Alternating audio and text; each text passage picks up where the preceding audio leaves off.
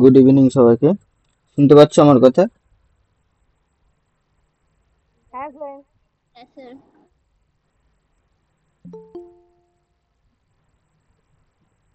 কোম্পানির মোডটা অফ করে দাও, কারণ হয়েছে যেন।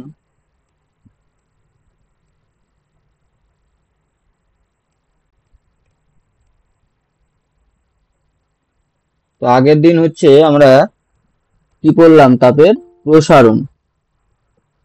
তাপ দেওয়া হচ্ছে, তার ফলে কি করে পদার্থের প্রসারণ হচ্ছে বা তাপ কমালে সংকোচন হয়, সেটা হয় সাধারণত আমরা পড়িনি, সেটা আমরা তাপের প্রসারণ পড়েছি। তো আজকে পড়বো আমরা তাপের সঞ্চালন। আচ্ছা, তাপের সঞ্চালন মানে কি জিনিস?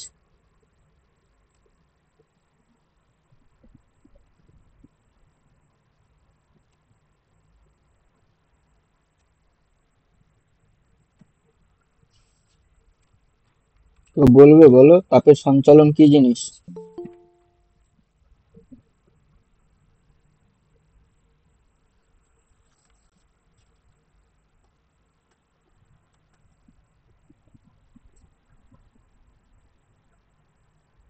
স্যার বলছি সঞ্চালন আর পরিবহন কি একই? না, হ্যাঁ জিনিসটাই একই, কিন্তু সঞ্চালনের একটা টাইপ হচ্ছে পরিবহন, আমি বলবো এখন। তোমাদের মেইনলি আছে যেটা সিলেবাসে, তাপের পরিবহন। আমরা সেই তাপের পরিবহনটাই পড়বো। শুরু করছি একটু সঞ্চালন থেকে, ওটা করে নিয়ে তারপর আমরা শেষে পরিবহনে গিয়ে শেষ করবো চ্যাপ্টারটা।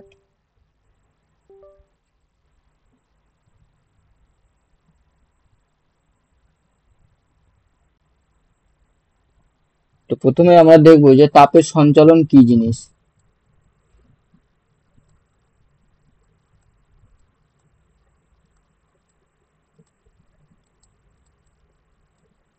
তো সঞ্চালন আর কিছুই না, যেমন তোমরা যেমন ধরো চলন গমন করে এসছো, ঠিক তেমনি তাপের চলন গমন ব্যাপারটা কেমন, যে এক জায়গা থেকে এক জায়গায় যখন তাপ কি হবে, পরিবহন। হুম,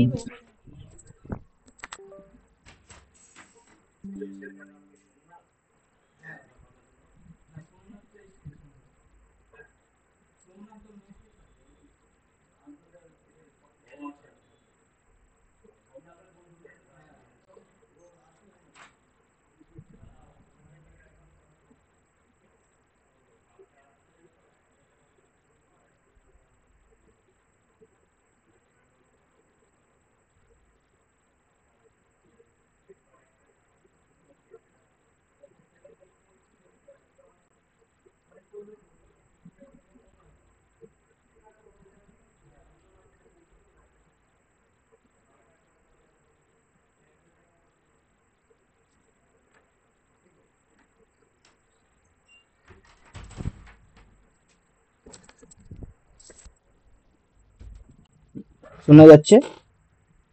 হ্যাঁ স্যার। হ্যাঁ স্যার। তো বলছিলাম যে তাপ সঞ্চালন, তো তাপ সঞ্চালন কি বলা হলো, যে তাপ এক জায়গা থেকে এক জায়গায় পরিবহন, পরিচলন, বিকিরণ হবে। তাপের বা তাপ কি তাপ এক প্রকার শক্তি, তো বা তাপ শক্তির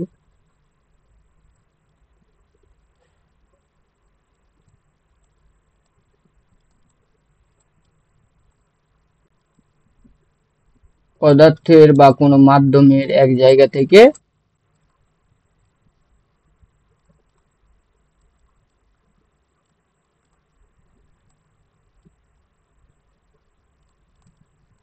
অন্য জায়গায়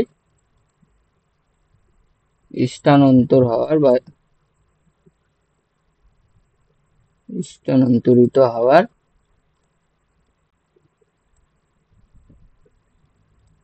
বা হওয়াকেই আমরা বলবো হচ্ছে তাপ সঞ্চালন। তো তাপ সঞ্চালন আর তাপ পরিবহনকে এক জিনিস বলে ভুলিয়ে ফেলবে না, সেটা অবশ্যই ক্লিয়ার হয়ে যাবে। তো তাপ সঞ্চালন আমরা তাহলে কি বললাম, যখন পদার্থের একটা জায়গা থেকে একটা জায়গায় বা কোনো মাধ্যমের হতে পারে, যেমন ধরো বায়ু একটা মাধ্যম হিসেবে হয়তো কাজ করলো, সেখান থেকে ঘর বা কোথাও যাচ্ছে, স্থানান্তর হচ্ছে, সেই জিনিসগুলোকে আমরা মাধ্যম হিসেবে বলতে পারি।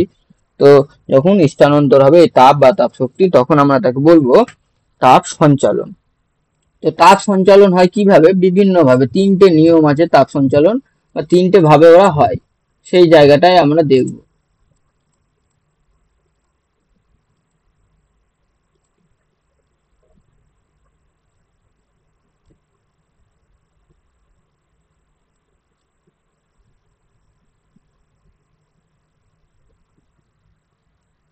প্রথমটা হচ্ছে পরিবহন, এটা তোমাদের সিলেবাসের আন্ডারে, তাপের পরিবহন বা কন্ডাকশন।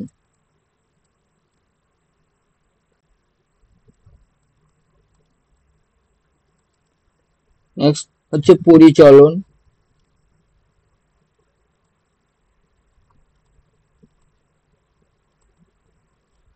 বা কনভেকশন। পরিচলন স্রোত পড়েছো নিশ্চয়। আর লাস্ট আমরা পড়বো হচ্ছে বিকিরণ বা রেডিয়েশন।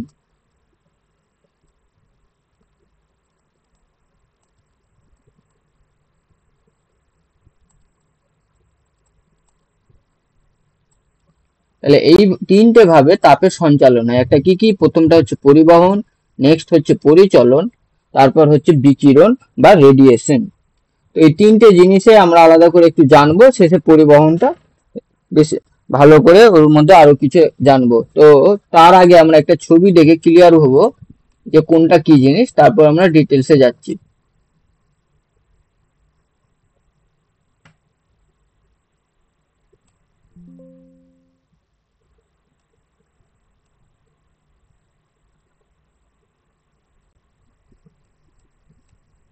স্যার একটু নিচে নামান। হুম।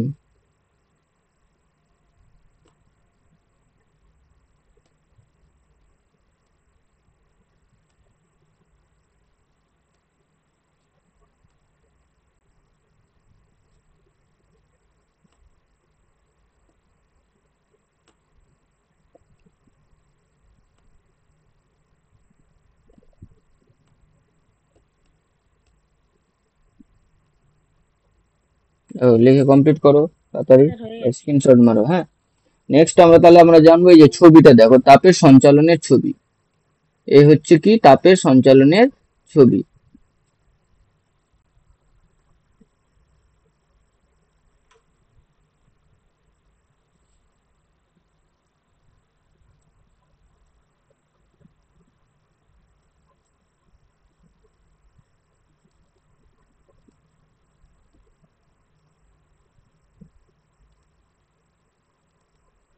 তো এই ছবিটায় দেখো মোট তিনটে জিনিসই কিন্তু দেখানো হয়েছে তাপের পরিবহন। এই দেখো, একটা হচ্ছে কেটলি, আর এখানে নিচে কি হচ্ছে? হিট প্রডিউস হচ্ছে মেনলি কয়েলের মতো করে, যে বিভিন্ন ধরো ইন্ডাকশন কুকটপ বা ওই সমস্ত জিনিসে যেটা ঘটে সেই জায়গাটা ভাবো, বা ইলেকট্রিক হিটার। তো সেখানে কি হয়? ডিরেক্ট কন্ট্যাক্টে থাকে কেটলি, অবভিয়াসলি কন্ট্যাক্টে থাকে, কিন্তু ওইভাবে তো কন্ট্যাক্টে বলতে তোমার কি হয়, সেক্ষেত্রে বিভিন্ন মাইক্রোওয়েভ যেটাকে আমরা বলি। তো এখানে মেনলি কি হয়? ওই মাইক্রোওয়েভ বা ইলেকট্রোম্যাগনেটিক ওয়েভ যেগুলো থাকে, সেগুলো হচ্ছে এটা দিয়ে, এই যে তীর চিহ্ন দিয়ে দিয়ে দেখানো হয়েছে এই পোর্শনগুলো। তো এগুলো হচ্ছে কি? Electromagnetic wave. এটা দিয়ে হচ্ছে হিট কি হচ্ছে? ট্রান্সফার হচ্ছে। তো এখানে কিন্তু কোনো মাধ্যম কাজ করছে না, ডিরেক্ট হচ্ছে কি? ইলেকট্রোম্যাগনেটিক যে তড়িৎচুম্বকীয় তরঙ্গ, ডিরেক্ট এরা হিটকে নিয়ে যাচ্ছে, দিয়ে এই জায়গাটাকে দেখো উত্তপ্ত করছে। তো এই পোর্শনটুকুতে আমরা দেখবো যে কোনো রকম মাধ্যম কাজ করবে না। তাহলে আমরা তাকে বলবো কি? যখন কোনো মাধ্যম কাজ করবে না তখনই আমরা তাকে বলবো রেডিয়েশন বা হচ্ছে বিকিরণ। কি বলবো? রেডিয়েশন বা বিকিরণ। এবারে হিট তো এখানে চলে আসলো, তো এবার কি হবে? এই জায়গাটা গরম হবে, এই জায়গাটা গরম হবে। তো গরম হয়ে কি হবে? নিচের পোর্শন গরম হবে, দিয়ে গরম হয়ে আবার উপরে যাবে, আবার নিচে আসবে, এইভাবে একটা স্রোতের মতো চলতে থাকে, তাকে বলা হয় পরিচলন স্রোত। তো এইখানে দেখো জলের অণুগুলো কি হয়? এই যে নিচে থেকে উপরের দিকে আস্তে আস্তে করে চলে যায়। তো এখানে যখন জলের অণুর কি হচ্ছে? এক জায়গা থেকে এক জায়গায় চলে যাচ্ছে। তো জলের অণুর যখন স্থান পরিবর্তন হয়ে, অর্থাৎ অণুদের দ্বারা যখন কি হবে? তাপ সঞ্চালন হবে, বা এক জায়গা থেকে এক জায়গায় তাপ যাবে, তখন আমরা তাকে বলবো কনভেকশন বা পরিচলন। বোঝা গেল? হ্যাঁ স্যার। আর একটা বলা হয়েছে কি? কন্ডাকশন।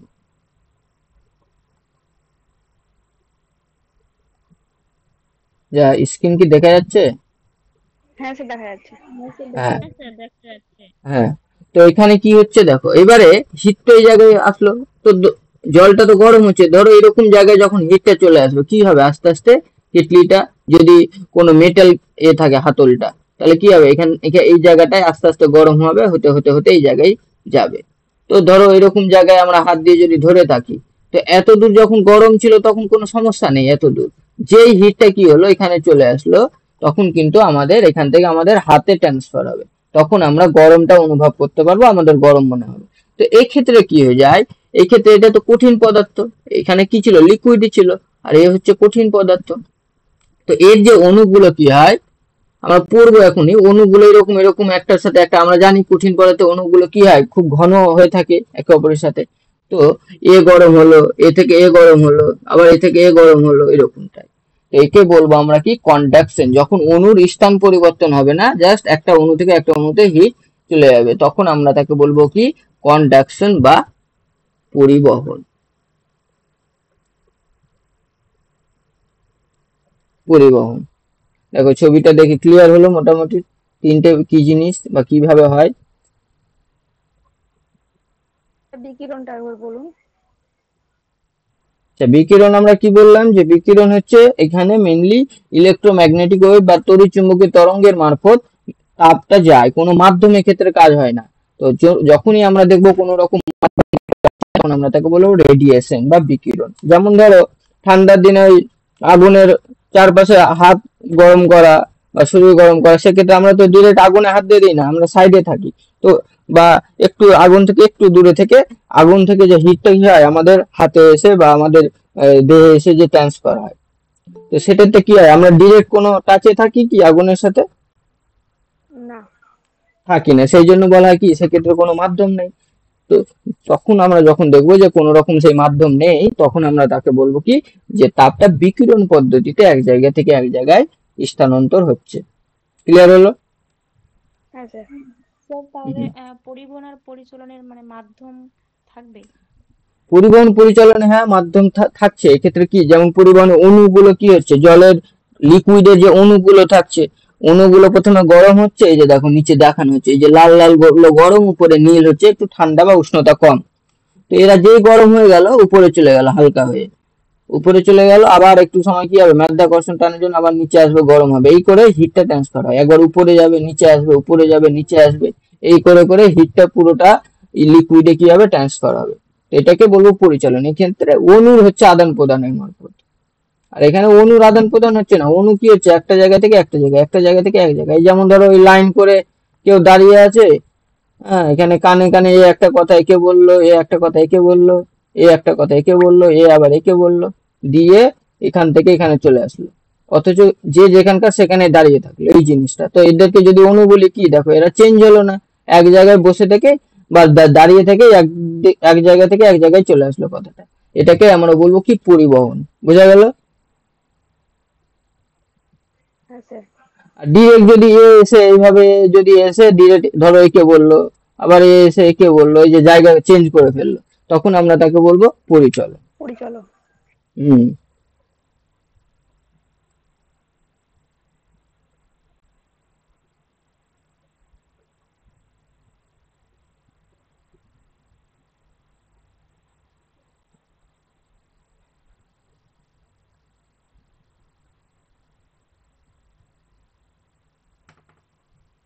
তো এখন আমরা এই তিনটে পড়বো একে একে। প্রথমে আমরা পড়বো তাপের পরিবহন।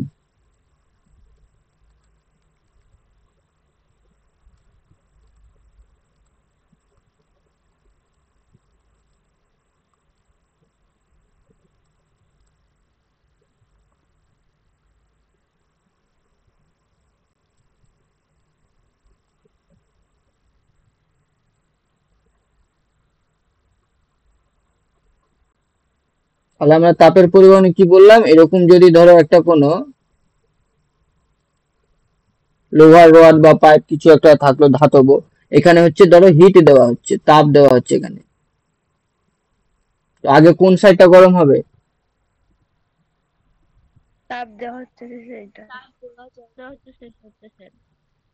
তো আগে বাম পাশটা গরম হবে, তাই তো? হুম। আর এর ভিতরে এই যে অণুগুলো আছে, তো যেই হিট দেওয়া হলো, এই তো কঠিন পদার্থ, এর মধ্যে ধরো এটা নিরেট আছে, একদম নিরেট, এর মধ্যে লোহাগুলো আছে, এটা আমি তাও ডট ডট করে দেখানো হলো, এর অণুগুলোকে দেখানোর চেষ্টা করা হলো, হ্যাঁ। তো এক্ষেত্রে কি হলো, এই যে ধরো এই একদম কাছে যে আছে এই অণুটা গরম হলো, দিয়ে আবার এই অণুতে গেল, এর থেকে আশেপাশে যা গেল, এই করতে করতে করতে করতে একটা সময় কি হবে, এখানে এসে পৌঁছাবে। তো অণু অণু ট্রান্সফার হচ্ছে, একে বলবো আমরা তাপের পরিবহন। তাহলে সংজ্ঞাটা লিখতে গেলে কি লিখবো আমরা, যে পদ্ধতিতে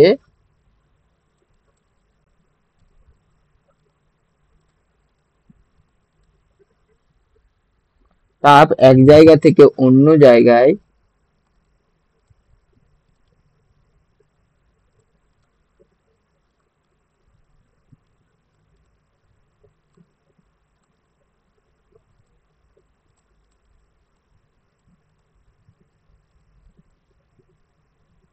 তাপ এক জায়গা থেকে অন্য জায়গায় সঞ্চালিত হয়,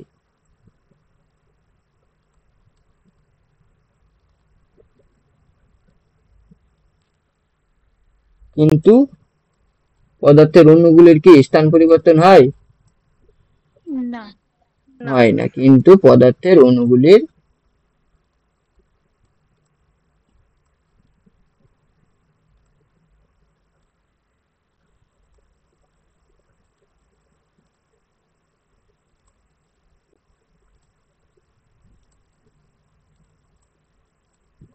অণুগুলির স্থান পরিবর্তন হয় না, তাকেই আমরা বলবো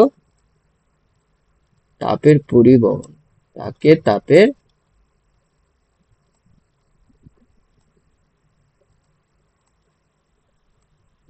পরিবহন বলে। এক্ষেত্রে আমরা কি কি জিনিস লক্ষ্য করলাম? প্রথম হচ্ছে কি, এটি কঠিন পদার্থের ক্ষেত্রে আমাদের জানতে হবে, এটি শুধুমাত্র কঠিন পদার্থের ক্ষেত্রেই প্রযোজ্য।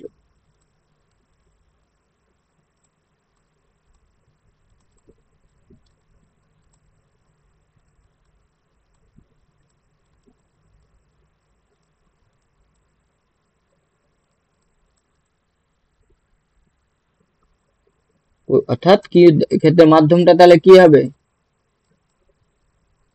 অর্থাৎ হচ্ছে কঠিন মাধ্যম কঠিন দরকার মাধ্যম। এক্ষেত্রে।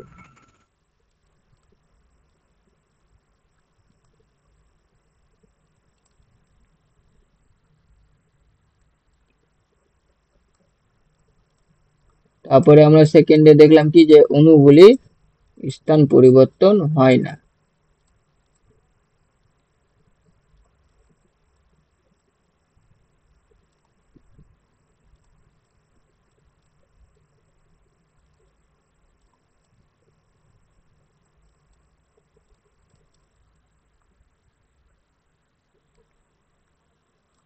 অথচ তাপ কি হয়, এক জায়গা থেকে এক জায়গায় সঞ্চালিত হয়। সঞ্চালিত হয়।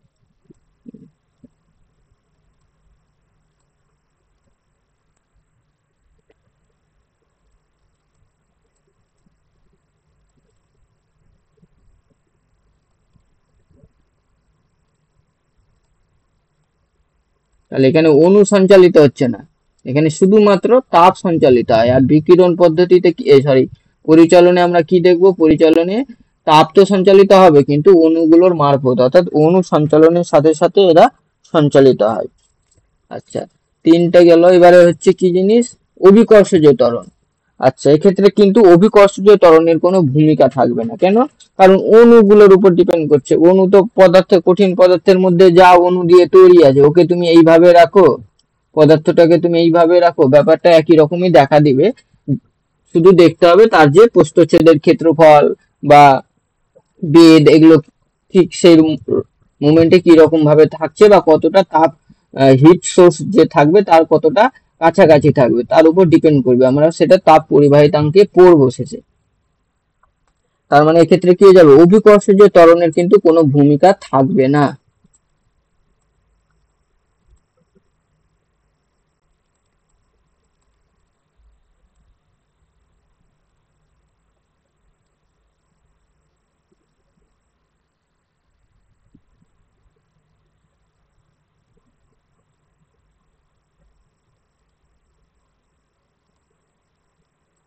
অভিকর্ষজ ত্বরণের কোনো ভূমিকা থাকবে না।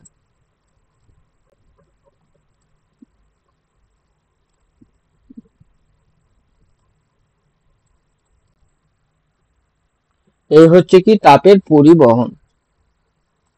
বলো এখানে কারো কোনো বুঝতে অসুবিধে? না স্যার।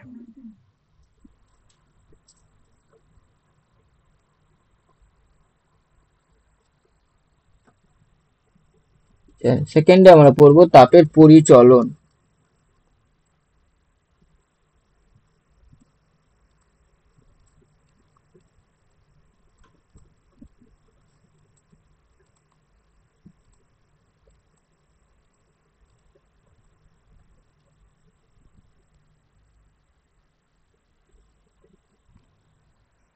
তো আমরা যদি উপরের ছবিটা পরিচালনের ক্ষেত্রে কি বললাম, উপরের ছবিতে এই যে দেখো নিচে থেকে উপরে কি হচ্ছে, অণুগুলো যেই গরম হয়ে গেল, গরম হয়ে হালকা হয়ে গিয়ে অভিকর্ষের টানে উপরে গেল, আবার ভারী হয়ে নিচে চলে আসলো। এরকম ভাবে অণুগুলোর স্থান পরিবর্তনের মাধ্যমে হিট বা তাপ হচ্ছে সঞ্চালন হচ্ছে।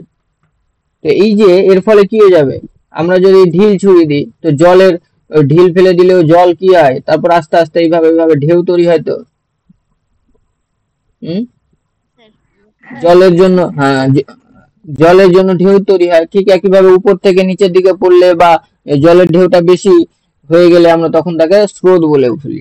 তো ঠিক তেমনই এক্ষেত্রে কি হয়, একটা জায়গা থেকে একটা জায়গায় যে অণুগুলো যাচ্ছে এর ফলে কি হয় যে অণুগুলোর যে মুভমেন্ট তার ফলে তৈরি হয় পরিচলন, হলে তাকে আমরা বলি পরিচলন স্রোত। সেটা খুব সুন্দরভাবে বোঝাও যায়। কোন রকম কিছু যদি আমরা গরম করি, জল হোক বা চা করার ক্ষেত্রে এই বুদবুদের মতো বা উপরে উঠতে থাকে, বা দুধ যে উতলে উঠে, তো ওই ওই মুভমেন্ট গুলোকে আমরা কিন্তু পরিচলন স্রোতটা বুঝতে পারবো। বিশেষ করে কোনো কিছুতে জল গরম করার সময় বেশি বোঝা যায়, দেখেছো নিশ্চয়ই। হ্যাঁ স্যার। হ্যাঁ স্যার। হম ওটাকে যে উপরে উতলে উঠে ওটাকে আমরা বলবো কি পরিচলন স্রোত। একদম শেষে যে উপচে পড়ে গেল, দুধ গরম করার পরে উপচে পড়ে গেল, ওটাকে কিন্তু না, কিভাবে একদম শুরু থেকে গরম হওয়া পর্যন্ত কি করে গরম হচ্ছে সেই জিনিসটা যদি আমরা দেখি, সেটাকে আমরা বলবো পরিচলন স্রোত।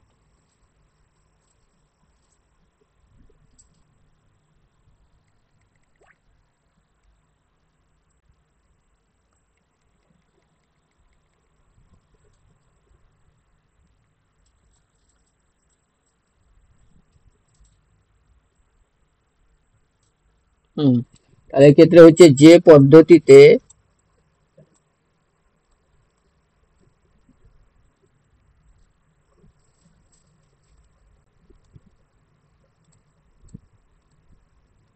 তাপ হচ্ছে পদার্থের অণুগুলির স্থান পরিবর্তন করে।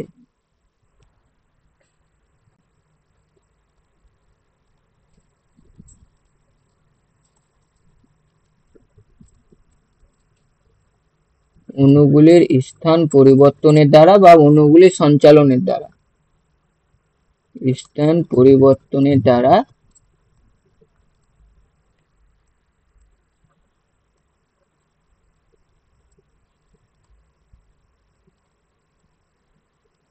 এক জায়গা থেকে অন্য জায়গায় তাপ সঞ্চালিত হয়।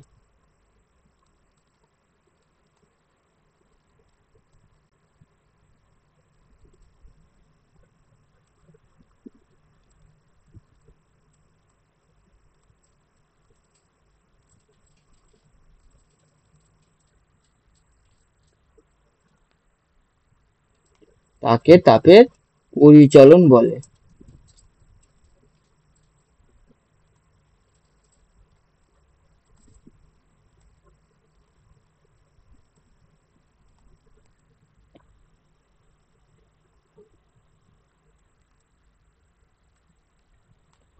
আচ্ছা, তাপের পরিবহন কোন পদার্থের ক্ষেত্রে দেখা যাচ্ছিল? তরল, তরল, গ্যাসীয়, পরিবহন পরিবহন কঠিন। পরিবহন পরিবহন কিন্তু শুধুমাত্র কঠিন পদার্থের ক্ষেত্রে বা কঠিন মাধ্যমের ক্ষেত্রে কিন্তু দেখা যায়। তাপের পরিচলন হচ্ছে কিন্তু গ্যাস ও তরল পদার্থের ক্ষেত্রে প্রযোজ্য। তাপের পরিচলন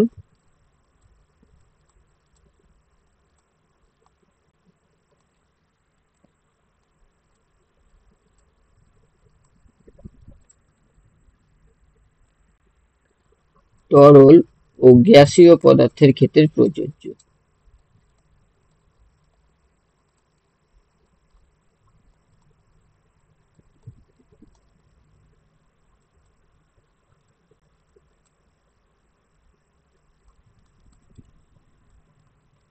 কারণ দেখো কঠিনের ক্ষেত্রে তো অণুগুলো খুব ঘন অবস্থায় থাকে, গায়ে গায়ে ধরো লেগে থাকে, তো একটার সাথে একটাই হিট ট্রান্সফার হতে সুবিধা হয় সেই ক্ষেত্রে, সেই জন্য অণুর আর স্থান পরিবর্তনের দরকারও পড়ে না। কিন্তু তরল ও গ্যাসীয় পদার্থের ক্ষেত্রে অণুগুলো ধরো দূরে দূরে থাকে, তো তাদের এইভাবে একটা জায়গা থেকে একটা জায়গায় হিট ট্রান্সফার হওয়া সম্ভব নয়, তখন অণুগুলোর কাছে আসলো দিয়ে হিট ট্রান্সফার হলো, আবার এ গেল বা এ গেল, এই করে করে হিটটা ট্রান্সফার হয় অণুগুলোর স্থান পরিবর্তনের ক্ষেত্রে। গ্যাসের ক্ষেত্রেও সেম, যে অণুগুলো দূরে দূরে থাকে, তাই সেক্ষেত্রেও কিন্তু অণুর স্থান পরিবর্তন করতে হয়।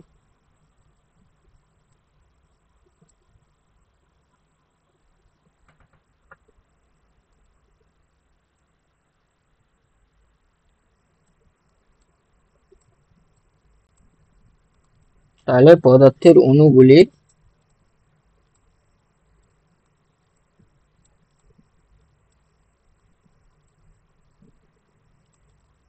স্থান পরিবর্তন হয়ে তাপ সঞ্চালিত হয়।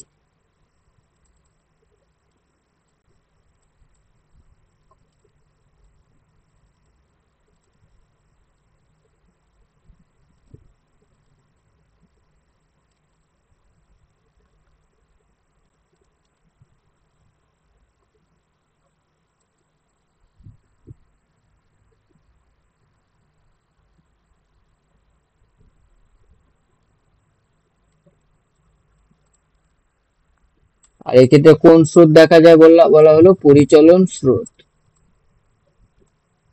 পরিচলন স্রোতটা বোঝা গেছে?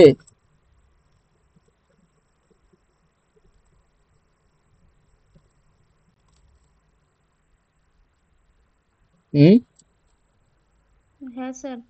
হুম এবার কি হয়, অণুগুলো কি হয়, নিচে থেকে ধরো গরম হলো, গরম হয়ে উপরে গেল, তখন আবার কি হয়, যেই হালকা হয়ে গেল আবার অভিকর্ষের টানে ওর নিচে চলে আসে। সেই জন্য এক্ষেত্রে কিন্তু অভিকর্ষজ ত্বরণ বা টানের ভূমিকা থাকে।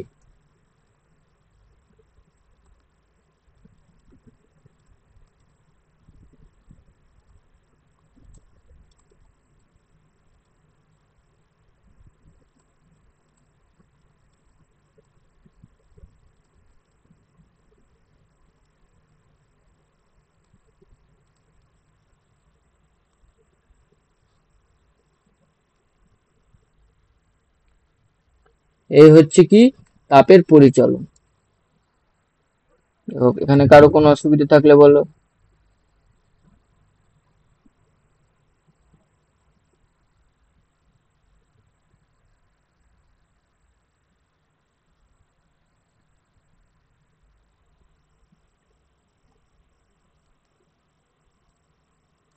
লাস্ট হচ্ছে কি তাপের বিকিরণ।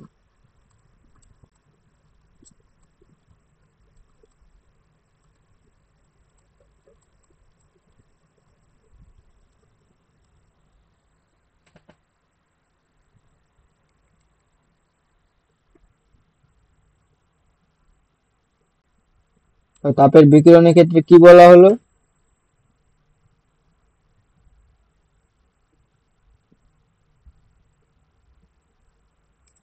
মাধ্যমের দরকার হয় না এতে। মাধ্যম ছাড়াই মানে অণুগুলো এক স্থান থেকে অন্য স্থানে ছড়িয়ে পড়ে।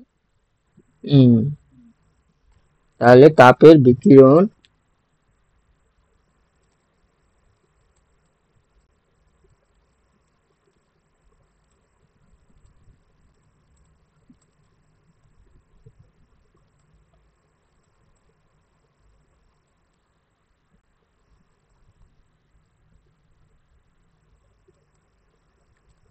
বোঝায় যে তাপ শক্তিকে বা তাপকে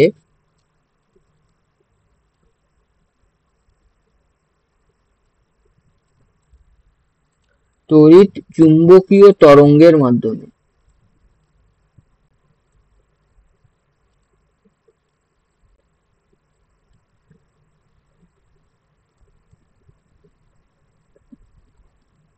এই যত ইলেকট্রিক ইন্ডাকশন গুলো আছে, সেখানে কি হয়, এই তড়িৎচুম্বকীয় তরঙ্গের মাধ্যমে কিন্তু হিট ট্রান্সফার হয় ওখান থেকে যে পাত্রটা আমরা ইউজ করব সেখানে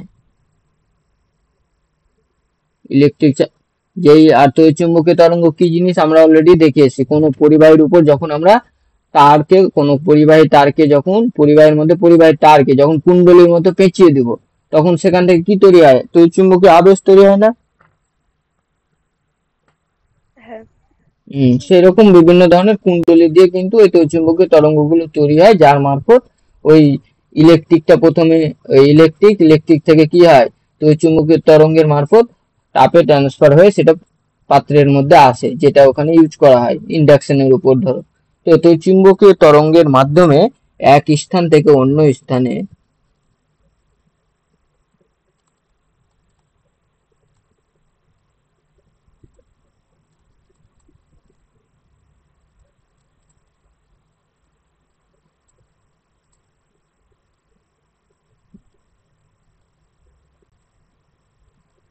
তাপ সঞ্চালিত হয়।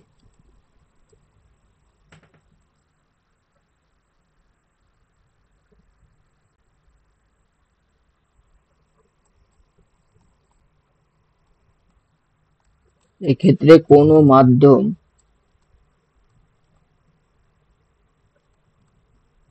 যেমন ধরো জল, বায়ু বা কোনো কঠিন মাধ্যম বা কঠিন পদার্থ হতে পারে, তো প্রয়োজন হয় না।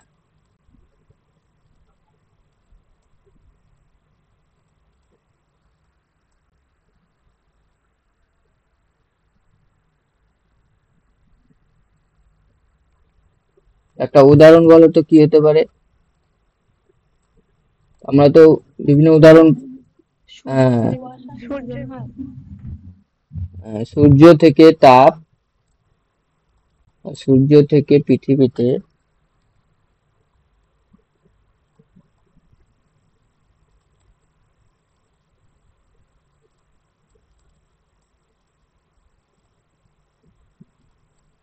তাপ বিকিরণ পদ্ধতিতে আসে। দেখো, প্রথম ক্ষেত্রে আমাদের মনে হতেই পারে যে পৃথিবীতে তো বায়ু আছে, বায়ু আছে, বায়ু থাকার দরুন কি হয়, তাপ হচ্ছে আমাদের কাছে এসে পৌঁছায়, বায়ু মাধ্যম তো সেক্ষেত্রে কাজ হচ্ছে তাহলে। কিন্তু বায়ুমণ্ডল কতদূর পর্যন্ত বিস্তৃত, পুরোপুরি পৃথিবী জুড়ে বা পৃথিবীর বাইরে, সূর্য পৃথিবীর পুরো মাঝখান বরাবর তো বায়ু থাকে না, থাকে কি? না। কোনো বায়ু থাকে না, কোনো জল থাকে না, কোনো কঠিন পদার্থ একবারে একটার সাথে একটা কোনো কন্ট্যাক্টে থাকে না, তাহলে তাপ তো কোনো মাধ্যম ছাড়াই চলে আসে। এই জন্য আমরা বলি কি, সূর্য থেকে পৃথিবীতে তাপ কিন্তু ওই বিকিরণ পদ্ধতিতে আসে।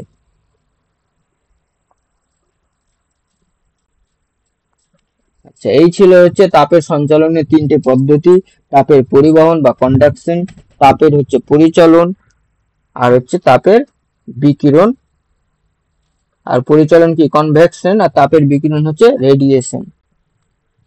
নেক্সট এবার আমরা তাপের পরিবহনটা আর একটু ডিটেলসে এবং তার মধ্যে আরো কিছু জিনিস আমরা পড়বো, পরিবাহিতা বা পরিবাহিতাঙ্ক, এই জায়গাগুলো এখন দেখবো।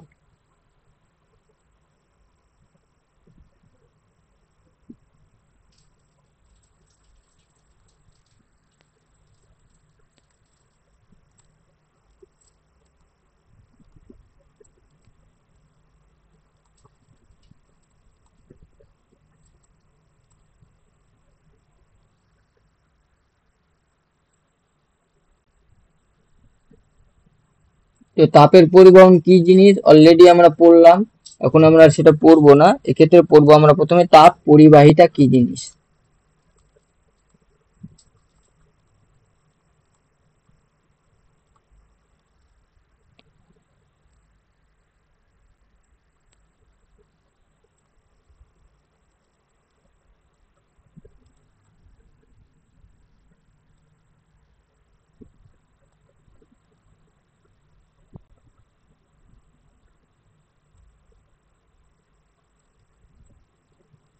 তাপ পরিবাহিতা, তড়িৎ পরিবাহিতা কি ছিল?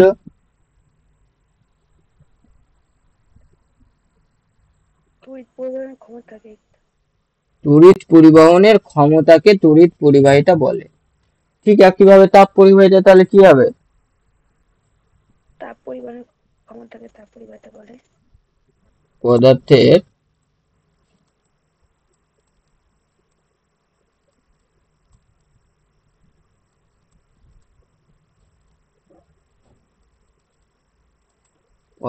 তাহলে হচ্ছে তাপ পরিবহনের ক্ষমতাকেই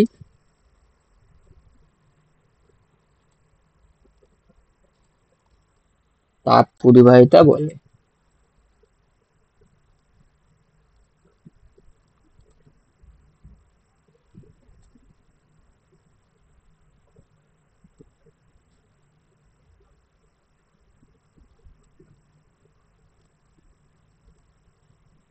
আচ্ছা, গলন ধরো কত ডিগ্রি সেলসিয়াস টেম্পারেচারে হচ্ছে, সেটা যে মাপা হবে সেই জিনিসটাকে কি বলা হয়?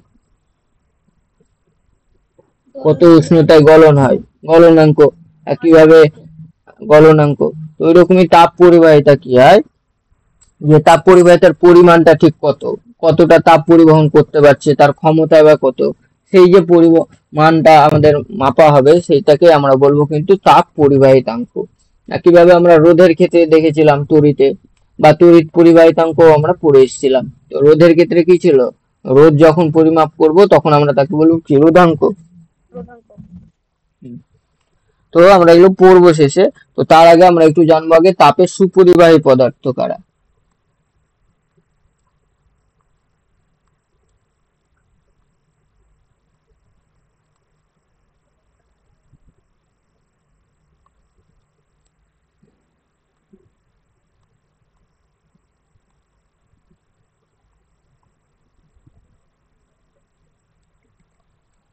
কারা হয় তাপের সুপরিবাহী পদার্থ?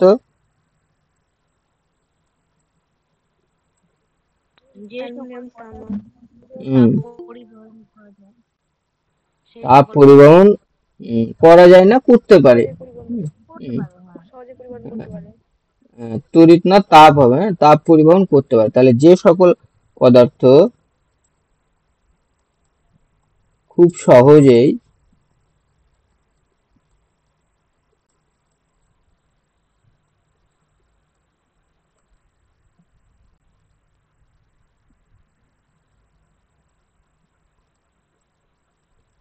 তাপ পরিবাহিতা বা তাপ পরিবাহিত করতে পারে,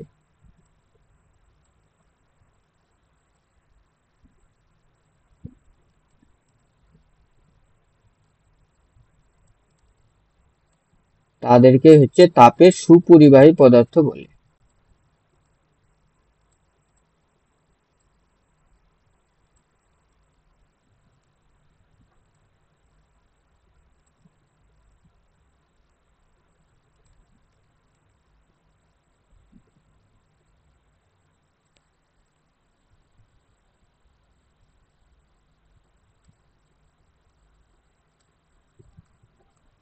কারণ কি হতে পারে? রূপো, অ্যালুমিনিয়াম, তামা। মোটামুটি ম্যাক্সিমাম যত ধাতু আছে সবাই কিন্তু তাপের সুপরিবাহী হয়। হ্যাঁ, কেউ বেশি হবে কেউ কম হবে, কিন্তু সবাই কিন্তু তাপের পরিবাহী হয়। এছাড়াও কিছু কিছু অধাতু আছে, একটা অধাতুর নাম বলো তো যে তাপের পরিবাহী। গ্রাফাইট, হুম, gas carbon. Graphite, gas carbon,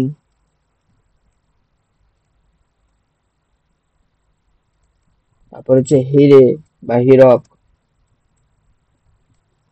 এরা হচ্ছে সকলে কিন্তু তাপের সুপরিবাহী পদার্থ।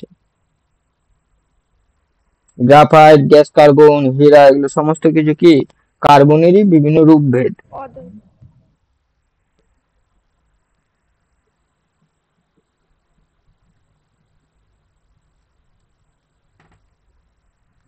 আচ্ছা, ধাতুর মধ্যে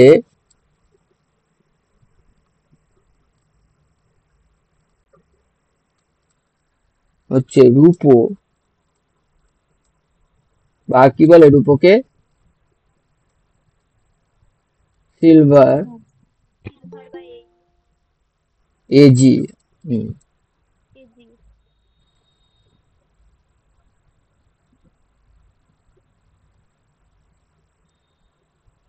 তাহলে রূপা বা সিলভারের কিন্তু তাপ পরিবাহিতা সবচেয়ে বেশি।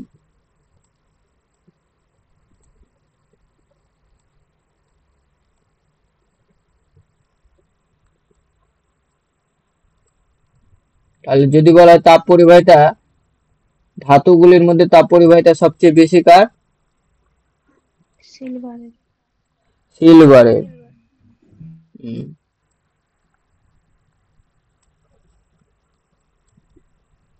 তারপর হচ্ছে সিলভারের পরে ভালো হচ্ছে ধাতু হচ্ছে কি তামা, তারপর অ্যালুমিনিয়াম। এইভাবে আমরা পড়বো, আমরা পরে একটা টেবিল দেখবো, সেই টেবিলে দেখবো পুরোটা।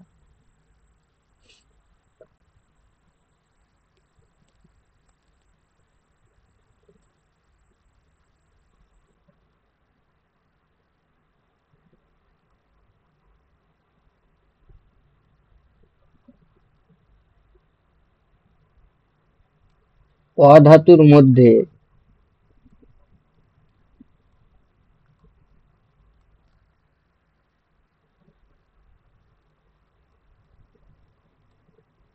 হীরের তাপ পরিবাহিতা সবচেয়ে বেশি।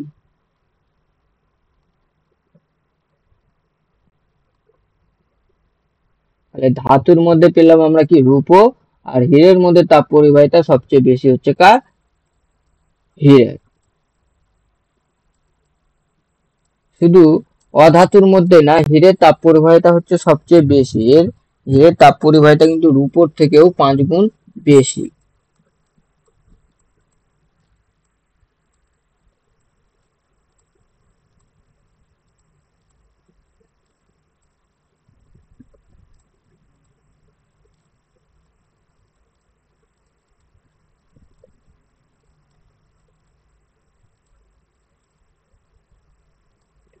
তাহলে যদি বলা হয় কার তাপ পরিবাহিতা সব থেকে বেশি? হিরে। হীরে। যদি বলা হয় কোন কোন হ্যাঁ, এই জায়গাগুলো খেয়াল রাখতে হবে। যদি বলা হয় কার তাপ পরিবাহিতা সবচেয়ে বেশি? হীরে। কোন ধাতুর তাপ পরিবাহিতা সব থেকে বেশি? রূপো বা সিলভার। সিলভার। কোন আর একইভাবে কোন অধাতুর তাপ পরিবাহিতা সব থেকে বেশি? সেক্ষেত্রেও হিরে। কিন্তু হীরে। হীরে কি তড়িতের পরিবাহী হয়? তড়িৎ পরিবহন করতে পারে হীরা? না। হীরে কিন্তু তাপেরই পরিবাহী, শুধু তড়িতের পরিবাহী না। তারপর কে করে? গ্রাফাইট। তাপের পরিবাহী, তড়িতের পরিবাহী হবে গ্রাফাইট? না। না হবে না। দুটোই কিন্তু পরিবহন করে, তাপও পরিবাহিত করে আর তড়িৎও করে। তাহলে গ্রাফাইট তাপ ও তড়িৎ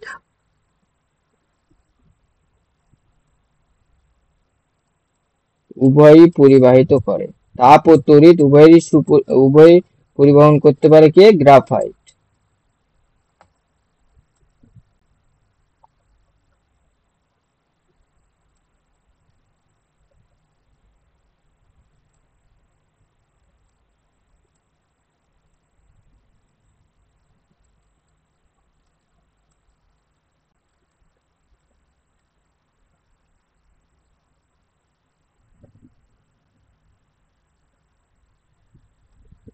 তাহলে এই হচ্ছে কি, আমরা দেখলাম যে কিছু ধাতু অধাতুর যে কারা তাপের সুপরিবাহী হচ্ছে না হচ্ছে, সেই জায়গাটা আমরা দেখলাম। এখান থেকে দুটো জিনিস আমাদের মনে রাখতে হবে, এক সব থেকে কার বেশি, কোন ধাতুর বেশি তাপ পরিবহন, এবং কোন অধাতু বেশি তাপ পরিবহন দেখায়। এখন আমাদের যেটা লাস্ট টপিক আমরা পড়বো ক্ষেত্রে, যে আয়তকার পৃষ্ঠের মধ্যে দিয়ে তাপ পরিবহন।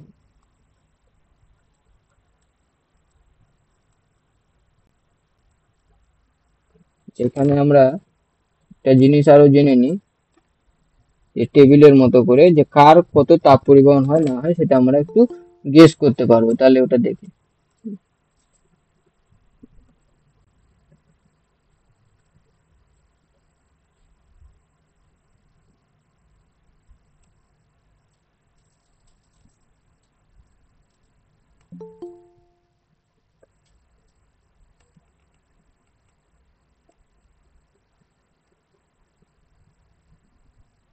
বোঝা যাচ্ছে ভালো করে?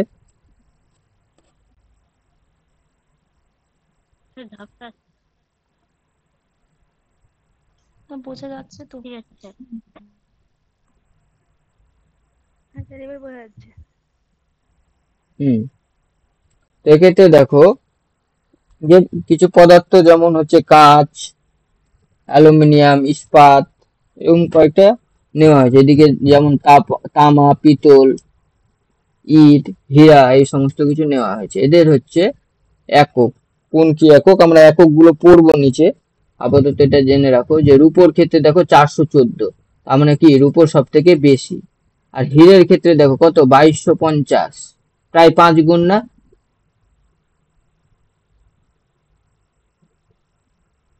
হ্যাঁ স্যার। হ্যাঁ স্যার। হুম, প্রায় 5 থেকে 5.5 গুণ এরকমের মধ্যে থাকে। তাহলে এই হচ্ছে আমাদের যেটা মেনলি দেখতে হবে, এই যে রূপোরটা দেখো, এখানে হীরেরটা দেখো, তাহলে বোঝা যেতে পারে কতটা, এই যে কত গুণ হয়। এসআই সিজিএস একক, এগুলো এককটা আমরা পরে দেখছি। এবার রূপোর পরে দ্বিতীয়তে ধাতুকে চলে আসছে। সেকেন্ড ধাতু যে তাপের পরিবাহী সব থেকে ভালো করতে পারে। রূপোর পরে কে? তামা। আর তামার পরে কে? অ্যালুমিনিয়াম। অ্যালুমিনিয়াম। থার্ড হচ্ছে অ্যালুমিনিয়াম। আচ্ছা, কাঁচ। কাঁচও কিন্তু তাপ পরিবহন করে, আর তড়িৎ পরিবহন করে না ঠিক, কিন্তু কাঁচ, ইট সবাই কিন্তু মেনলি এরা তাপ পরিবহন করে, কিন্তু সেটা খুব অল্প। যে কোনো পদার্থকেও যদি আমরা, যেমন কাঠের ক্ষেত্রে, কাঠ কি তড়িৎ পরিবহন তাপ পরিবহন করতে পারে? কাঠ না। কাঠ কিন্তু পারে না। বা বিভিন্ন কাচের ক্ষেত্রে, হ্যাঁ, কাচের ক্ষেত্রে যেমন আমরা কাচেরটা সব থেকে ভালো বুঝতে পারবো যদি ল্যাবরেটরি কোনো কেমিস্ট্রি টেস্ট টিউব বা বিকার যদি কিছু ধরে রাখা হয়, তার জালির মধ্যে হিটে আনা যায়, তাহলে একটা সময় কিন্তু সেটা গরম হয়ে যায় টেস্ট টিউবটা। সেখান থেকে বোঝা যেতে পারে হ্যাঁ কাচও কিন্তু হিট ট্রান্সফার করতে পারে। বোঝা গেল? হ্যাঁ। তাহলে এই চারটে আমাদের একটু দেখে রাখতে হবে। ঠিক আছে, তাহলে আমরা এবার নেক্সট টপিক যেটা যাব, কি বললাম, আয়তকার পৃষ্ঠের মধ্য দিয়ে তাপের পরিবহন।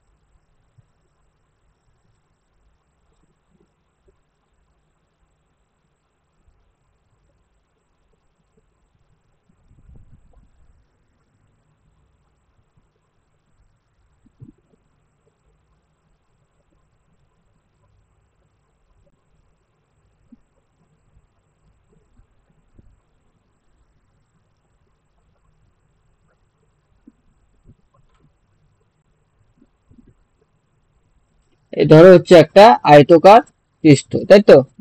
ঘনকাকার অ্যাকচুয়ালি, একে আয়তকার পৃষ্ঠ বা ঘনকাকার বস্তুও বলতে পারো। তো এর মধ্যে হিট হচ্ছে ট্রান্সফার হয়। ধরো এখানে দুটো পৃষ্ঠ আছে না, একদিকে দেখো এই পোর্শন একটা থাকবে, যেটা তো আমরা দেখাতে পারবো না। ধরো এইদিকে একটা পোর্শন থাকবে, আর একটা পোর্শন এই যেটা যেটা আমরা দেখতে পাচ্ছি এখানে, দুটো পৃষ্ঠ। বোঝা যাচ্ছে কি দুটো পৃষ্ঠ কি কি?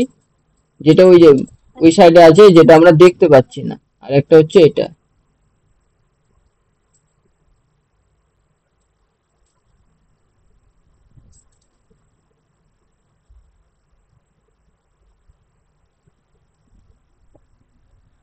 দুই ক্ষেত্রে আমরা এখন ধরে নেব। ধরো এদিক থেকে এখানে তাপটা আসছে, তার মানে হিট সোর্স বা তাপের উৎসটা কোন দিকে থাকবে? নিশ্চয়ই এর বাম দিকে থাকবে, এইদিকে। বাম দিকে। হ্যাঁ, হ্যাঁ।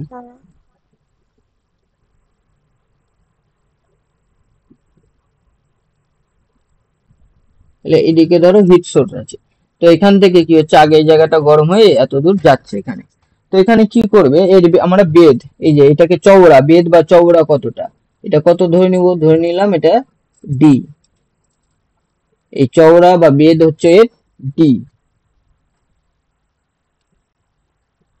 আর এই যে তাপটা এই পৃষ্ঠে যে এই এখানে তাপ হচ্ছে Q2 আর এখানে তাপ হচ্ছে Q1। আমরা কি জানি তাপ বেশি উত্তপ্ত থেকে বা গরম থেকে ঠান্ডার দিকে যায় না। হ্যাঁ স্যার। হুম, তার মানে নিশ্চয়ই কি হয়ে যেতে হবে, এদিকে যদি হিট সোর্স থাকে এটা যদি Q2 হয় এটা যদি Q1 হয়, তাহলে কে বড় কে ছোট হবে? ইউটিউব বড় Q1 ছোট। তাহলে অবভিয়াসলি Q2 বড় হবে আর Q1 টা ছোট হবে। তাহলে এই যে এখানে হলো, আর এই যে পোর্শনটুকু আমি দেখানো হলো এখানে, এই যে আকাশি কালার, এইটা হচ্ছে কি পৃষ্ঠতলের ক্ষেত্রফল না? এটাকে যদি আমরা ধরে নিব এ, পৃষ্ঠতলের ক্ষেত্রফলটাকে আমরা ধরে নিলাম এ।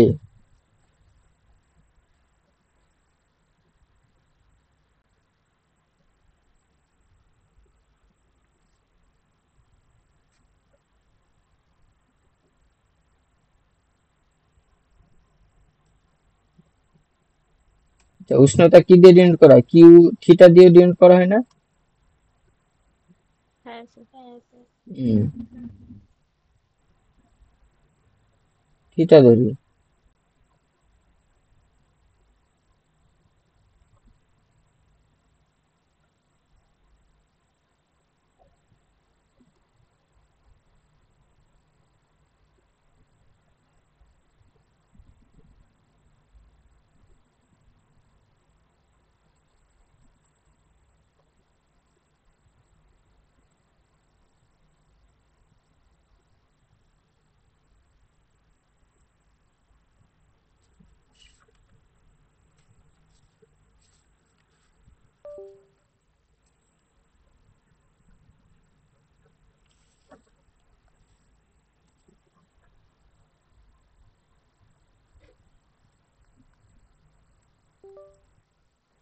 তাহলে এটাকে আমরা ধরবো কি থিটা 2 আর এটা হচ্ছে থিটা 1। তাহলে অবভিয়াসলি কি হয়ে যাবে, থিটা 2 টা বড় হবে আর থিটা 2 ছোট হবে।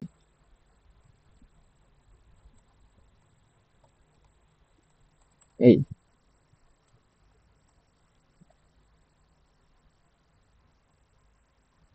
তো কোনটা কি জিনিস নিলাম আমরা এক্ষেত্রে দেখো, তাহলে থিটা 2 মাইনাস থিটা 1 কি হয়ে যাবে, উষ্ণতার পার্থক্য না?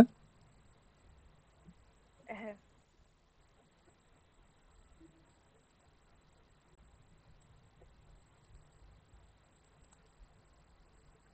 ডিটা কি, এর বেধ। আর কি নেওয়া হয়েছে এটা কি জিনিস, পৃষ্ঠতলের ক্ষেত্রফল। ক্ষেত্রফল।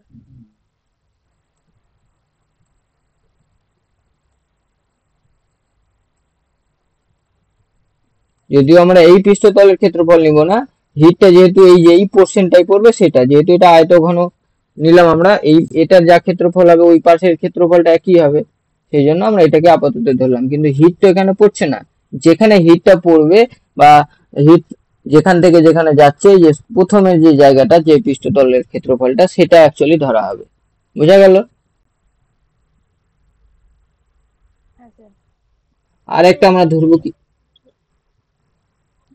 কোনটা পার্থক্য?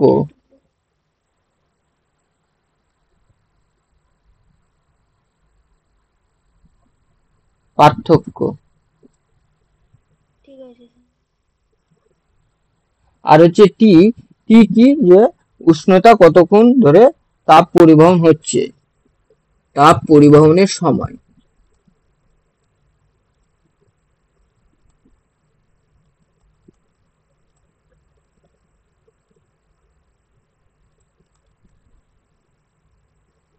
মানে আমরা ধরে নিলাম কি এখানে হিট হচ্ছে, এখানে Q2 হচ্ছে তাপ আছে, টি সময় পরে এখানে এই পরিবহন হলো বা তাপের সঞ্চালন হয়ে এই জায়গাটায় থিটা 1 টেম্পারেচার হলো কতক্ষণ পরে, টি সময় পরে। এই এতটা গল্প আমরা ধরলাম। তো এই অনুযায়ী আমরা কি বলতে পারবো, এদের এবার আমরা সম্পর্ক খুঁজবো যে তাপ পরিবাহিতা যে হচ্ছে সেটা কার সাথে কিরকম সম্পর্ক হয়ে থাকবে। তো বলো, বেশি সময় ধরে যদি তাপ পরিবহন হয় তাহলে তাপ পরিবাহিতা কি হবে, বেশি হবে না কম হবে? বেশি হবে। বেশি সময় দিয়ে তাপ দেওয়া হলে কি হবে, তাপ বেশি পরিমাণে পরিবহন হবে, আর যত বেশি পরিবহন হবে তার পরিবাহিতা তত বেশি হবে, তাই তো? একইভাবে বেধ, কিভাবে দেখো তো, পৃষ্ঠতলের ক্ষেত্রফল যদি বেশি হয় তাহলে কি হবে?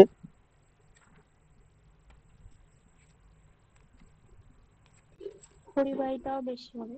স্যার তাপের পৃষ্ঠ- পরিবাহিতাও বেশি।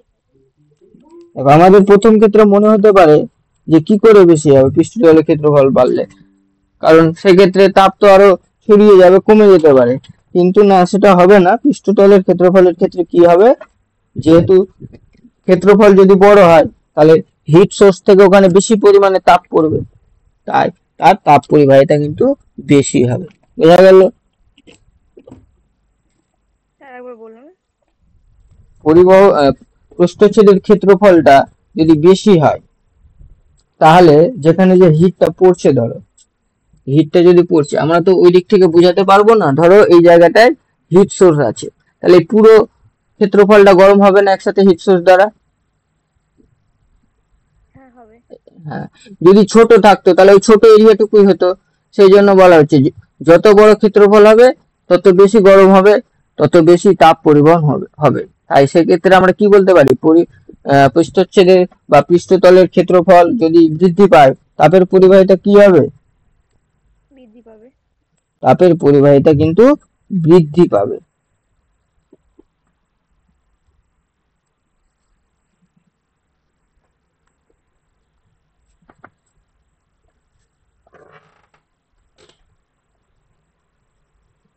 তাহলে আমরা কি কি দেখলাম? প্রথম হচ্ছে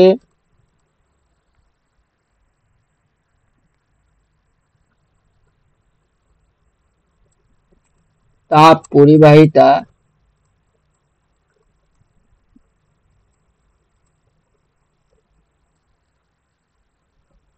পৃষ্ঠতলের ক্ষেত্রফলের কি হবে, সমানুপাতিক ব্যস্তানুপাতিক কি হবে? সমানুপাতিক। সমানুপাতিক।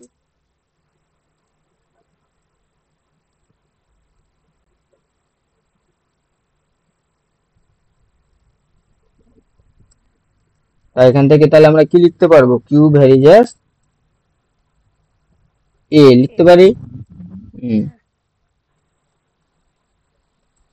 নেক্সট হচ্ছে কি, দুই পৃষ্ঠের উষ্ণতার পার্থক্য। ঠিক যেমন ধরো এই উঁচু নিচু ব্যাপারটা, উঁচু থেকে নিচে কিছু একটা গড়িয়ে পড়বে, তো এই পার্থক্যটা যত বেশি হবে জিনিসটা তত স্পিডে গড়িয়ে আসবে না?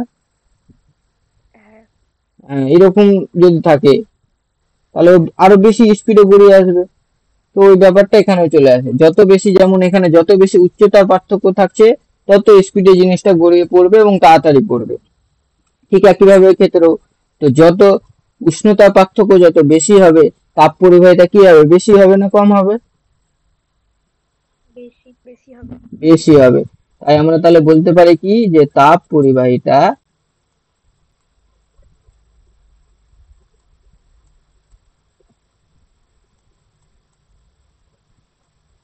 দুই পৃষ্ঠের উষ্ণতার পার্থক্যের সমানুপাতিক হবে।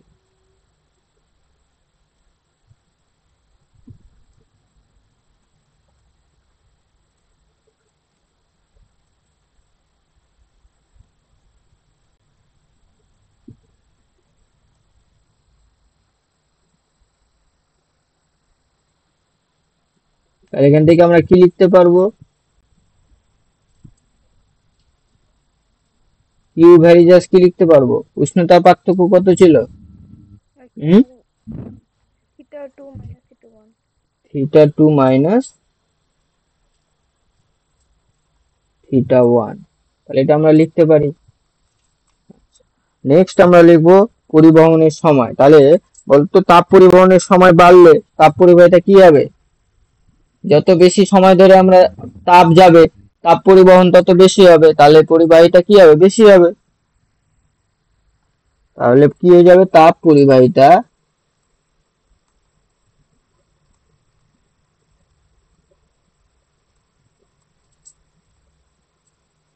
তাপ পরিবহনের সময়ের সাথে কি সম্পর্ক হবে, সমানুপাতিক। সমানুপাতিক হবে।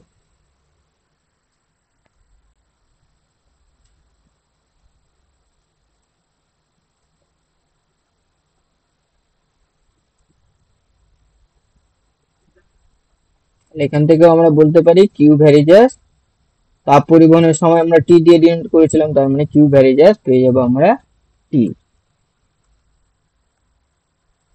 আর একটা হচ্ছে বেদ। বেদের ক্ষেত্রে কি হবে, যদি পাতটা বেশি মোটা হয় বা বেদ যদি বেশি হয় তাপ পরিবহন কম হবে। জানা নেই, বেদটা কি একটু ফোন বলছেন? করে নে রাজীবদাকে। বেদ মানে হচ্ছে কি চওড়া কতটা, ছবিটা যাচ্ছি দেখো, এই যে দেখো এটা চওড়া এটা কত বেদ বা গভীরতা ডেপথ, এই এটাকে যদি শুয়ে রাখি এইভাবে তাহলে হাইট হতে পারে বা ডেপথ হতে পারে, তো এটা হচ্ছে কতটা। এটা যদি বৃদ্ধি পায় তাহলে তাপ পরিবহনের ক্ষমতা বৃদ্ধি পাবে না হ্রাস পাবে, এটাকে যদি বাড়িয়ে দিই হ্রাস পাবে। আর কিভাবে যদি কমিয়ে দিই তাহলে তা যত কমাবো কি হবে তত তাড়াতাড়ি বুদ্ধি হিট হবে। ট্রান্সফার হতে পারবে। হ্যাঁ, সেই জন্য এর সাথে কিন্তু ব্যস্তানুপাতিক, তাহলে তাপ পরিবাহিতা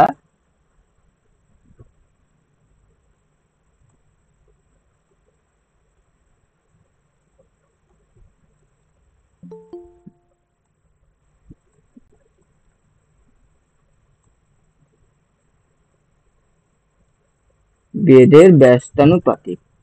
এখান থেকে আমরা কি লিখতে পারবো তাহলে, Q varies as 1/d।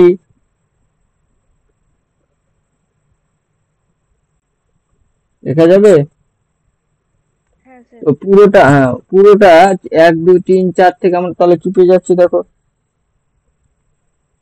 Q varies এ, মানে আমরা কি পেয়ে যাবো, কিউ ভ্যারিজেস এ θ2 মাইনাস θ1 টি, আর এখানে 1/d লিখতে পারি এটা। হ্যাঁ স্যার। বা সুন্দর করে গুছিয়ে লিখলে Q varies A into θ2 minus θ1 T by D. তাহলে এখান থেকে সমানুপাতিক চিহ্ন উঠাতে গেলে আমাদের স্যার একটা কি তাপ নিতে হবে? পরিবাহিতা বেদের ব্যস্তানুপাতিক। হ্যাঁ, বেদ দেখো যদি বেড়ে যায়, এই যে ধরো বেড়ে গেল, তাহলে তাপ পরিবহন হতে বেশি সময় লাগবে। তার যে মাধ্যম থাকবে কঠিন মাধ্যম নিশ্চয়ই সেটা ধরো, তাহলে সেই মাধ্যমটাকে ট্রান্সফার হতে হবে, সেই জন্য কিন্তু তাপ পরিবহন কম, তার ক্ষমতাটা কমে যাবে। কিভাবে সরু থাকলে কি হবে, খুব সহজে এবং তাড়াতাড়ি চলে যাবে, সেই জন্য কিন্তু ব্যস্তানুপাতিক।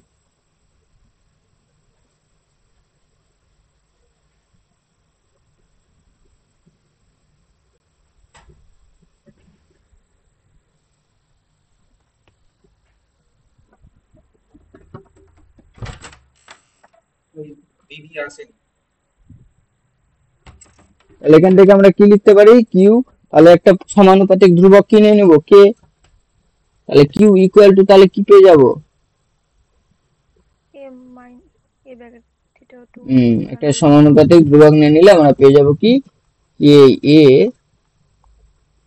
θ2 মাইনাস θ1 টি বাই ডি।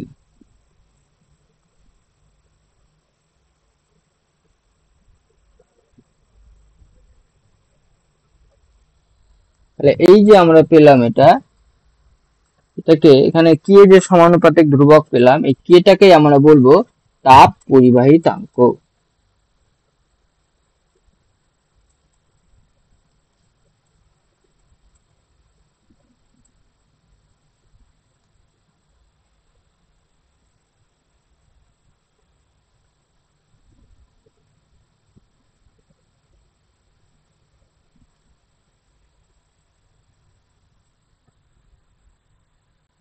এখান থেকে যদি আমরা কে এর মানটা জানতে চাই তাহলে কে সমান কি পেয়ে যাব, Q D. Q D by A into θ2 minus θ1 into T. এই জিনিসটাই এখন আমরা পড়বো, তাপের পরিবাহিতাঙ্ক কাকে বলে।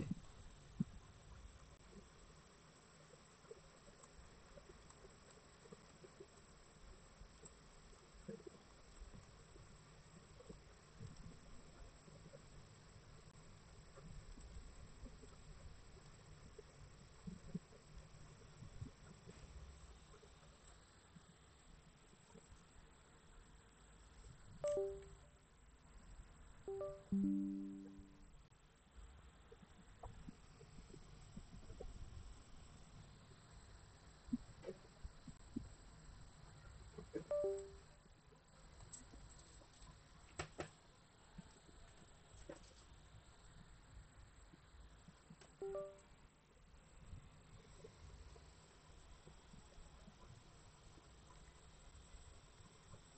দেখো কি করে বলতে পারি তাপ পরিবাহিতাঙ্কের সংজ্ঞা।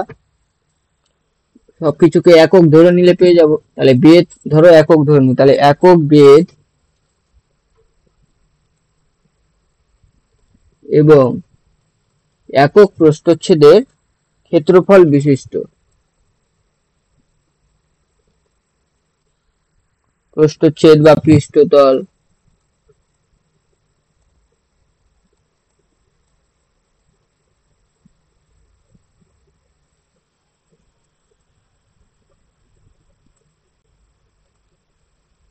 প্রস্থচ্ছেদের ক্ষেত্রফল বিশিষ্ট কোন পদার্থের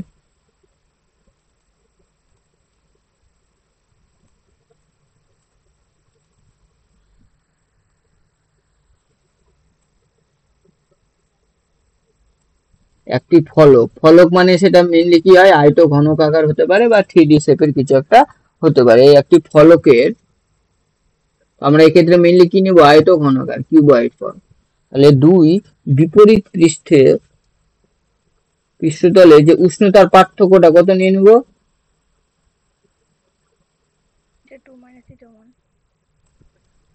এটা তো থিটা 2 মাইনাস থিটা। দুই বিপরীত পৃষ্ঠের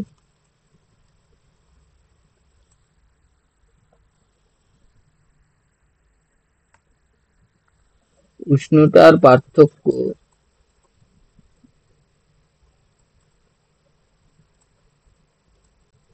একক হলে, সেটা 1 কেলভিন, ডিগ্রিতে হলে 1 ডিগ্রি, ফারেনহাইট হলে 1 ডিগ্রি ফারেনহাইট, মানে সেলসিয়াস হলে 1 ডিগ্রি সেলসিয়াস, ফারেনহাইট হলে 1 ডিগ্রি ফারেনহাইট। তাহলে উষ্ণতার পার্থক্য একক হলে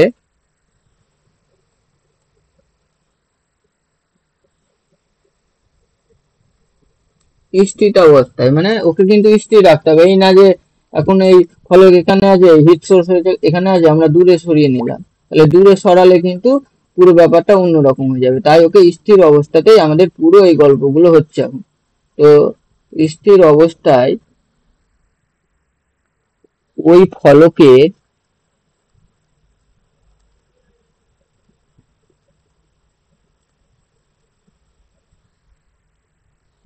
এক পৃষ্ঠ থেকে অপর পৃষ্ঠে, তাহলে আমরা কি কি বেদ একক ধরে নিয়েছি, পৃষ্ঠতলের ক্ষেত্রফল একক ধরে নিয়েছি, উষ্ণতার পার্থক্য একক ধরে নিয়েছি। এখন কাজ হলো এই টিটাকে একক ধরা। তাহলে আমরা কে সমান কিউ বলে দিতে পারবো। তাহলে ওই ফলকের এক পৃষ্ঠ থেকে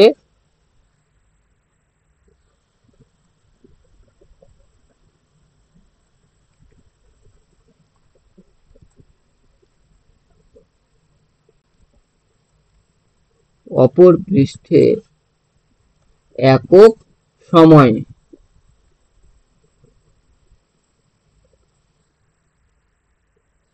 যে পরিমাণ তাপ পরিবাহিত হয়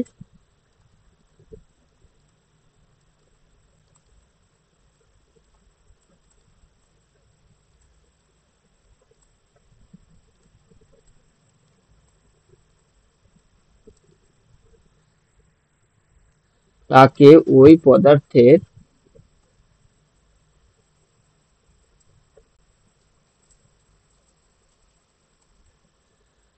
তাপ পরিবাহিতাঙ্ক বলে।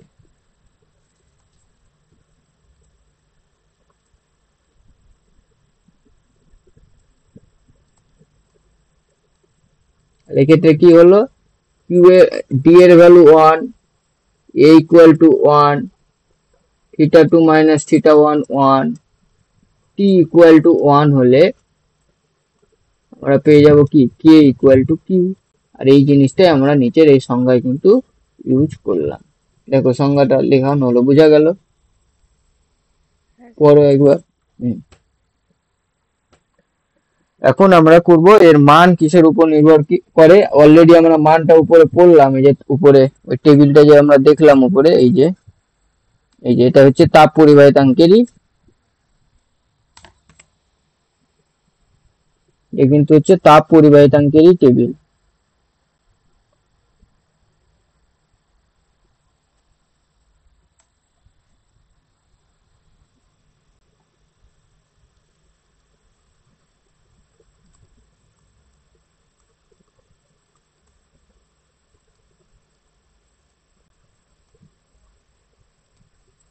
তাপ পরিবাহিতাঙ্কের মান,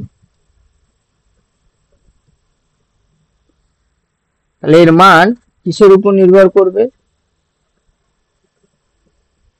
পদার্থটা কিসের তৈরি, কি উপাদানের, অর্থাৎ পদার্থের উপাদানের প্রকৃতির উপর নির্ভর করবে। সে যদি কাঁচ দিয়ে যদি ফলকটা তৈরি হয় তাহলে অন্যরকম তাপ পরিবাহিতা হবে, রূপো দিয়ে তৈরি হলে একরকম হবে, লোহা দিয়ে তৈরি হলে একরকম হবে। তাই পদার্থের উপাদানের প্রকৃতির উপর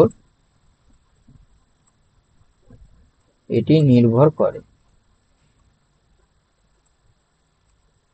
আর বাকি কিছুর উপর নির্ভর করে না, শুধু কি উপাদানের প্রকৃতির উপর নির্ভর করে। বোঝা গেল? হ্যাঁ স্যার।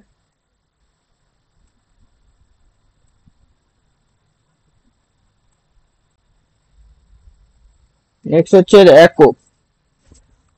তাহলে একক বের করার জন্য আমরা একটু লিখে নিই, উপরে কি ছিল, কে ইকুয়াল টু কি ছিল, কিউডি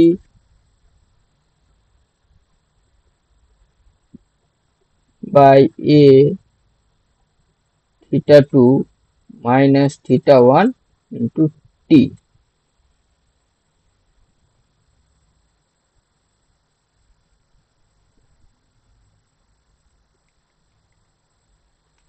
এখান থেকে আমরা সিজিএস একক প্রথমে বের করি।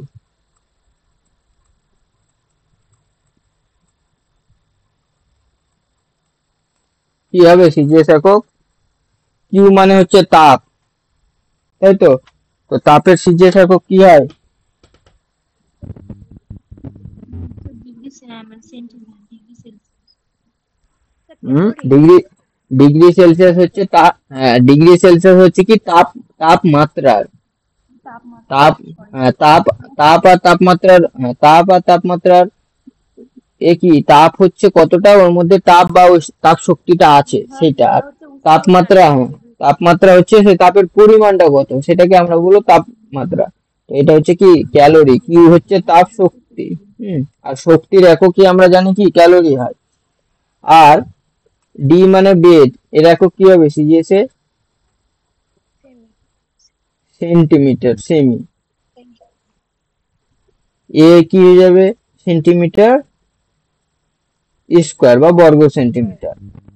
এবার এটা বলো থিটা 2 মাইনাস থিটা 1, এটা হচ্ছে কি উষ্ণতার পার্থক্য, তাহলে এর এককটা কি হবে?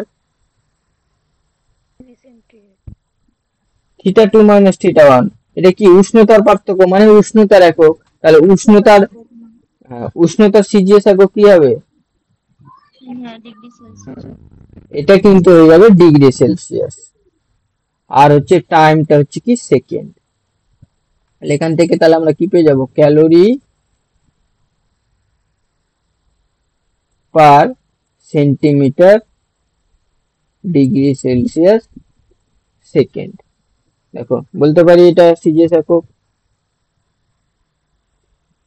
কিভাবে যদি আমরা এসআই এসআই একক বলি,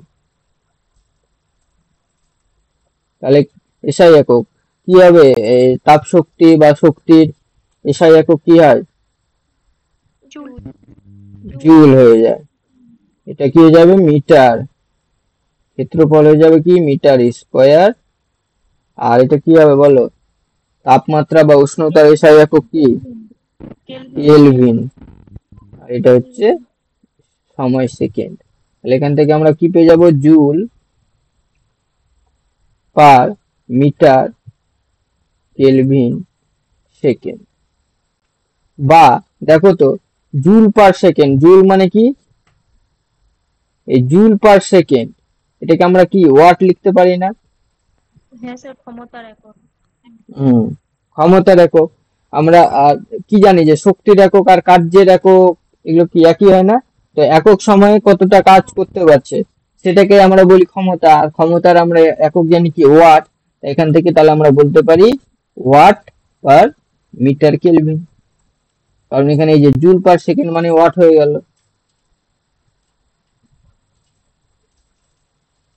এই হয়ে গেল তড়িৎ পরিবাহিতাঙ্কের সিজিএস একক ও এসআই একক। আমাদের মেনলি এই জিনিসটা বেশি মনে রাখতে হবে। ওয়াট পার মিটার কেলভিন হচ্ছে তড়িৎ পরিবাহিতাঙ্কের এসআই একক। একক হলো, এবারে আমরা জানবো এর মাত্রা।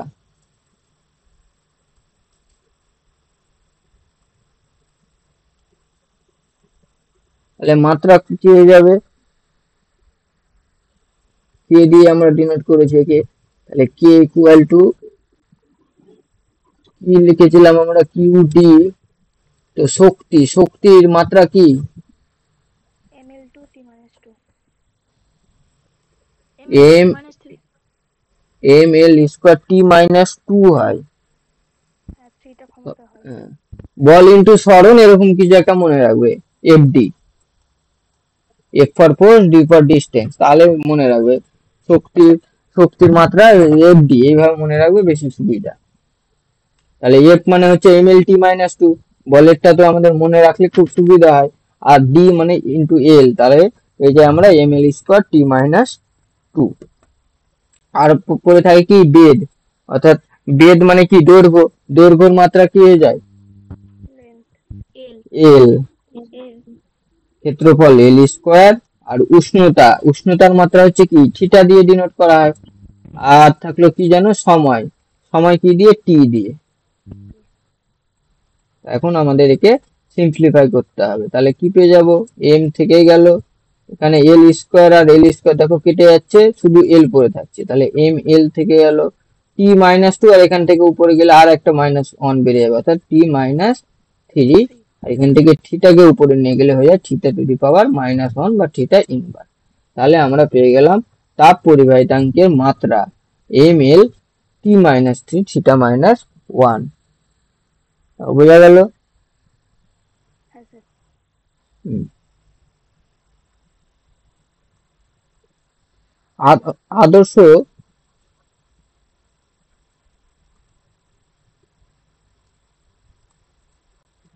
তাপের সুপরিবাহীর ক্ষেত্রে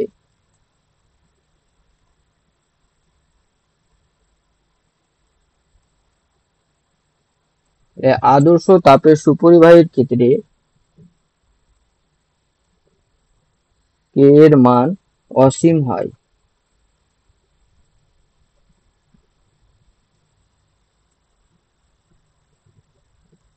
দেখো কে এর মান যদি অসীম হয় তাহলে বেশি বেশি পরিমাণে তাপ পরিবহন হবে না। ইনফিনিটি মানে কি, এর মান ইনফিনিটি মানে কিউ এর মানও বেশি হয়ে যাবে ইনফিনিটির মতো, তার অনেক বেশি তাপ পরিবহন হবে। সেই জন্য বলা হচ্ছে কি আদর্শ তাপের সুপরিবাহীর ক্ষেত্রে কে এর মান অসীম হয়। আর আদর্শ তাপের কুপরিবাহীর ক্ষেত্রে কে এর মান তাহলে কত হবে, 0 জিরো। আদর্শ কুপরিবাহীকে যে একটু তাপ পরিবহন করবে না, তার মানে কিউ এর ভ্যালু কি হয়ে যাবে, জিরো হয়ে যাবে না। আর কিউ এর ভ্যালু জিরো হয়ে যাওয়া, মানে কি কে এর ভ্যালু জিরো হয়ে যাবে। তাই আদর্শ তাপের কুপরিবাহীর ক্ষেত্রে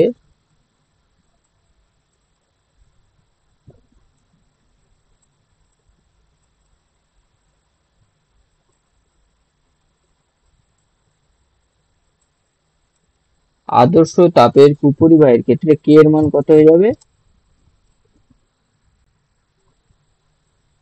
শূন্য। কেন শূন্য হচ্ছে বোঝা গেল? হ্যাঁ। হুম। তাহলে এই গেল হচ্ছে তাপের পরিবাহিতাঙ্ক। এবার লাস্ট একটা জিনিস শুধু আমরা একটু দেখে নেবো। আচ্ছা, উপরে যে টেবিলটা আর একবার যাই আমরা, এই দেখো টেবিলটায়, তাহলে এসআই একক কি লেখা হয়েছে, watt per metre per kelvin, অর্থাৎ ওয়াট পার মিটার কেলভিন। আর এখানে calorie per centimetre per degree Celsius per second. তো এই এককগুলো দেখে কিন্তু লিখতে হবে। মান তোমাদের ওইভাবে দিয়ে দেওয়া হবে না যে এর তাপ পরিবাহিতাঙ্ক কত, এর কত। তো মেনলি তাও একটু রূপো আর হিরে এই দুটো একটু মনে রাখার চেষ্টা করবে। রূপো, তামা, অ্যালুমিনিয়াম, হিরে যে কটা লাল টিক মারা আছে সেইগুলো একটু মনে রাখার চেষ্টা করবে। বোঝা গেল? ঠিক আছে স্যার। হুম।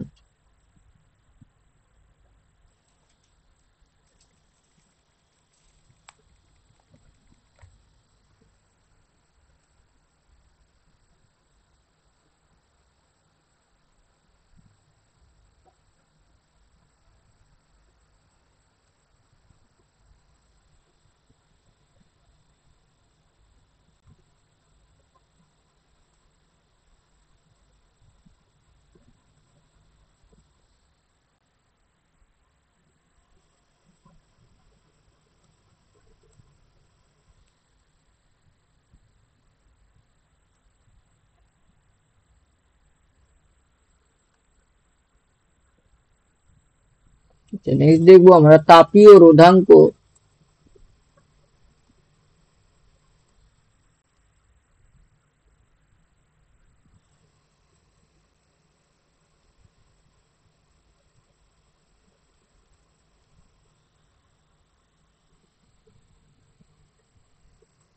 ও তড়িৎ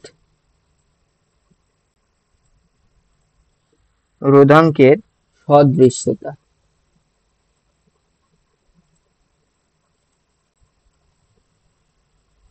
তো তাপীয় রোধাঙ্ক কি হবে? যেমন তড়িৎ রোধাঙ্ক কি ছিল? তড়িৎ রোধাঙ্ক আর তড়িৎ পরিবাহিতাঙ্কের মধ্যে সম্পর্ক কি ছিল বলো? একে অপরের কি ছিল? অনুন্নক ছিল না? হ্যাঁ হ্যাঁ স্যার। হুম।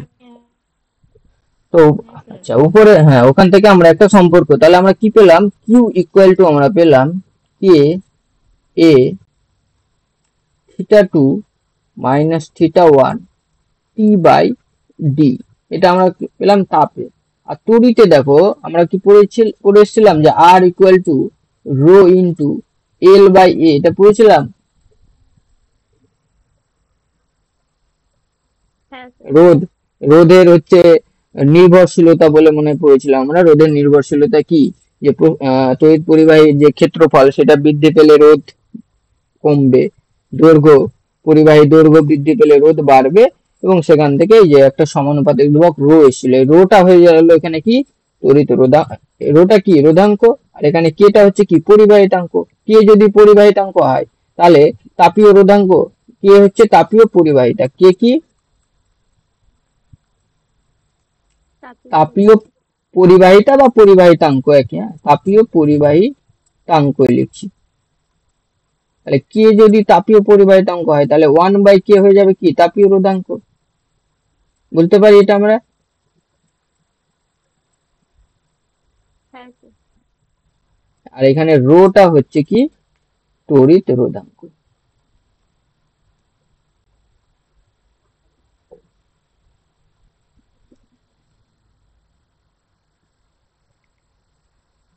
আচ্ছা, তো উপরে এই যে এখান থেকে আমরা কিউ বাই টি সমান কি লিখতে পারি? K A theta two minus theta one by D যাবে লেখা এটা। হ্যাঁ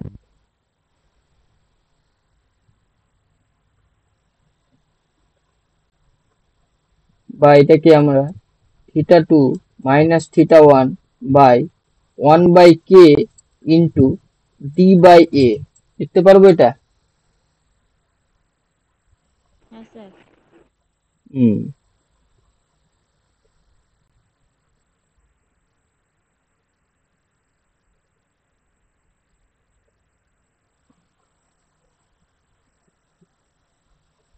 এক্ষেত্রে দেখো তো যে কিউ বাই টিটা কি হয়ে গেল? একক বা তাপ প্রবাহের হার না এটা? কিউ বাই টি, এই যে এই পোর্শনটাকে আমরা কি বলতে পারবো?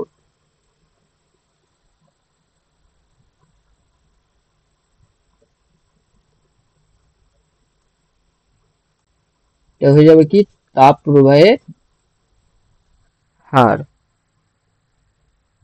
তাহলে এখান থেকে দেখো তো আমাদের তাপীয় রোধ আর সমান আমরা কি পেয়ে যাচ্ছি?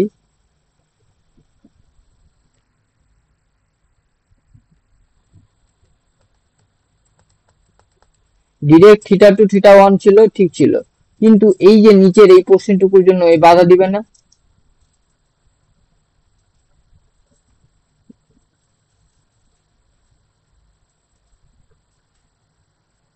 হ্যাঁ।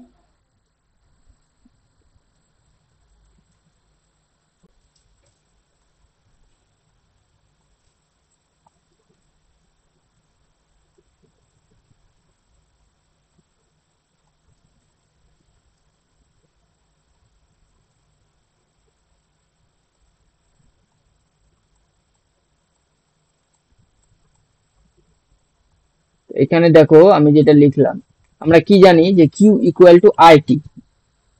তো আবার আমরা কি জানি V equal to I R, তাহলে V equal to Q by T R, অর্থাৎ এইভাবে লিখতে পারি আমরা Q by T equal to V by R, লেখা যায় এটা।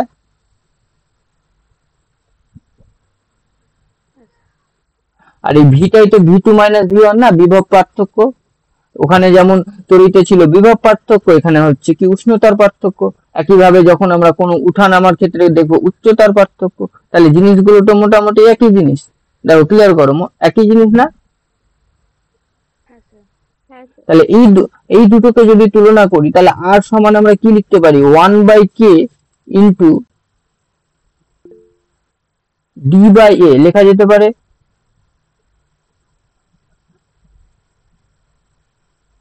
One by K into D by A, দেখো এটা লেখা যাবে।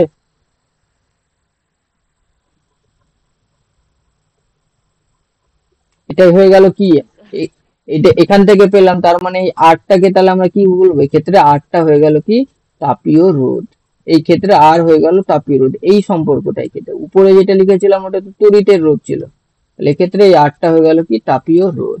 আর উপরে এখান থেকে আমরা আর সমান কি পেয়েছি, দেখো আর সমান আমরা তড়িতের ক্ষেত্রে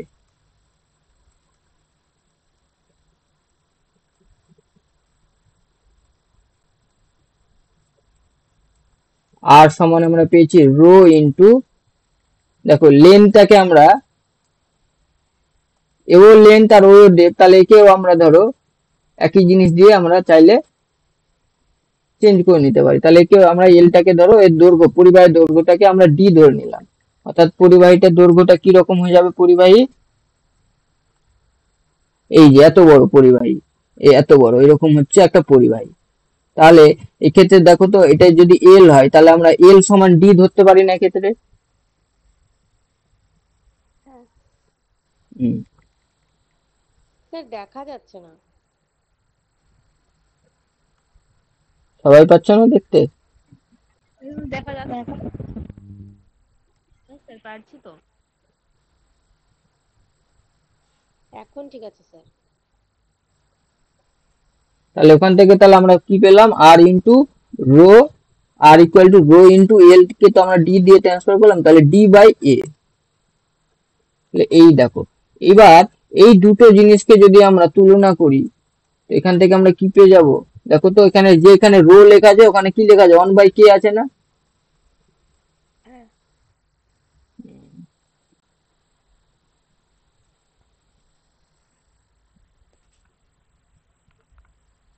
আর কি, এটা কি তাপ পরিবাহিতাঙ্ক, বা K equal to one by rho. তাহলে আমরা বলতে পারি কি, যে তাপ পরিবাহিতাঙ্কের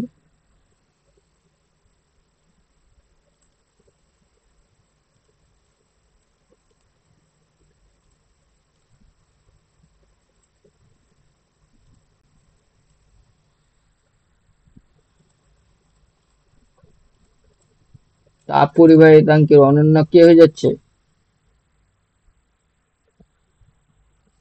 তাপ পরিবাহিতাঙ্কের অনন্য তাপীয় রোধ। রোধের ক্ষেত্রে তো একই জিনিস না, তাপীয় রোধ। এবং এই যে এখানে যে ওয়ান বাই কে পেলাম, এই ওয়ান বাই কে রাশিটা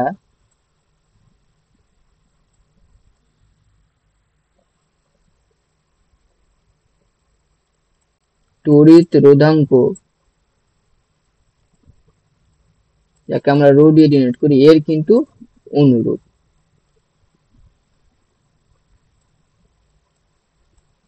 এটাই দেখানো মেন কারণ, এই অনুরূপ, আলাদা কিছুই না, মোটামুটি যে একই রকম কাজ করে এরা।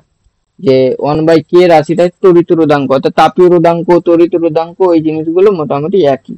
বোঝা গেল?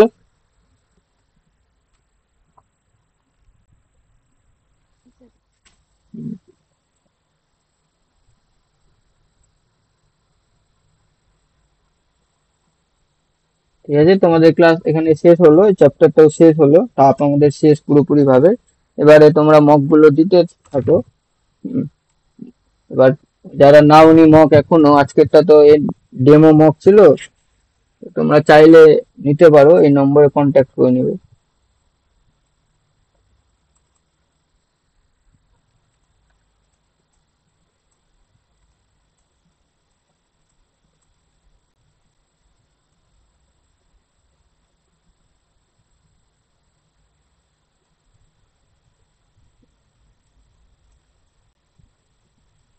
স্যার বলছিলাম যে বঙ্কিম স্যার তো বলছিল যে ওটা আলাদাভাবে অ্যাডমিশন নিতে হবে, যেটা মক 40টা আছে, তো ওটা নিয়েছি। তো স্যার তো বললো যে এটার সাথে আলাদা পেড ব্যাচের সাথে এটা যুক্ত হবে না, কিন্তু স্যার তো দেখছি দুই জায়গাতেই লিংক দিয়েছে, দুই আজকেরটাই, জায়গাতেই হ্যাঁ, কোশ্চেনটা পাঠিয়েছে। আজকেরটাই শুধু ছিল, লেখা ছিল না, আজকেরটাই শুধু ছিল। হ্যাঁ, স্যার আজকে ওটা ডেমো ছিল নাকি? হ্যাঁ, আজকের ফার্স্ট মকটাই শুধু ফ্রি ছিল, পরের গুলো কিন্তু পেইড ব্যাচেই শুধু দেওয়া হবে। মক টেস্টের পেইড ব্যাচে। ও ঠিক আছে স্যার। তাহলে যে কোনো হচ্ছে মক টেস্ট সিরিজ, কেউ যদি আরো নতুন অ্যাডমিশনও নিতে চাও এখান থেকে, যারা হচ্ছে ডেমোতে এসেছিলে আজকে, হ্যাঁ, অ্যাডমিশনের জন্য কিন্তু এই নম্বরে কন্ট্যাক্ট করবে। এবার এখন অ্যাডমিশন নেওয়া মানে কি, পরীক্ষা জুন জুলাইয়ে, তাহলে তোমাদের ভিওডির মতো করে কোর্স কমপ্লিট করবে, কোনো অসুবিধা নেই, পড়তে পারলে সবই হবে। হ্যাঁ, ঠিক আছে, তাহলে আজকে থাক এখানে। কোনো অসুবিধা থাকলে বা কোনো রকম কোর্স রিলেটেড কোনো কোয়ারি থাকলে এই নম্বরে তোমরা কন্ট্যাক্ট করবে। আর মক দিতে গিয়ে তোমাদের কোনো টপিক যদি অসুবিধা হয়, সেগুলো আমায় তোমরা গ্রুপে অথবা আমাকে পার্সোনালি জানিয়ে রাখবে, তাহলে আমি যখন ডাউট সেশন কোনো ক্লাস করাবো তখন আমি সেই জায়গাগুলো অ্যাড করে নেব। তাহলে এখন কি ক্লাস অফ থাকবে? দেখি, আমি একটু কথা বলি আগে, হ্যাঁ, তারপর জানাবো পরে।